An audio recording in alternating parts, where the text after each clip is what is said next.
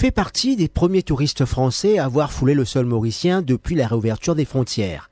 Et il se retrouve au cœur d'une polémique. Le chanteur Matt Pokora et sa famille font l'objet d'une enquête des autorités mauriciennes sur le respect du protocole de quatorzaine.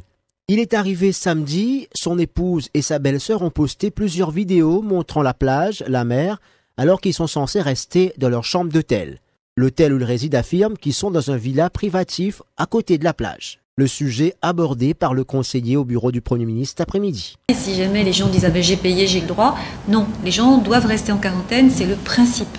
La feuille que l'on fait signer aux gens quand ils arrivent, on leur dit bien qu'il y a une quarantaine acte et que si jamais ils transgressent la loi, finalement c'est la loi, eh bien ils savent qu'ils s'exposent à des sanctions et on a même marqué qu'ils peuvent aller jusqu'à l'incarcération. C'est dire combien les règles sont strictes. Depuis l'arrivée à l'aéroport, tout est réglé comme du papier à musique. La prise de température, le test PCR et ensuite le transfert vers les hôtels.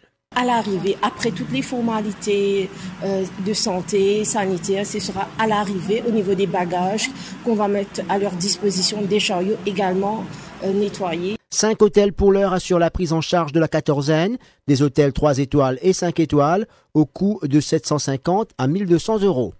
Sur la plateforme de l'Office du tourisme, les petits hôtels ont la cote. Dans l'établissement, le contrôle est rigoureux. Le client sera assigné à sa villa pendant l'ensemble de son séjour de 14 jours chez nous. Donc nous aurons donc un service au niveau des repas qui sera servi donc au devant de la porte de la chambre de la villa, que ce soit breakfast, déjeuner, thé et dîner.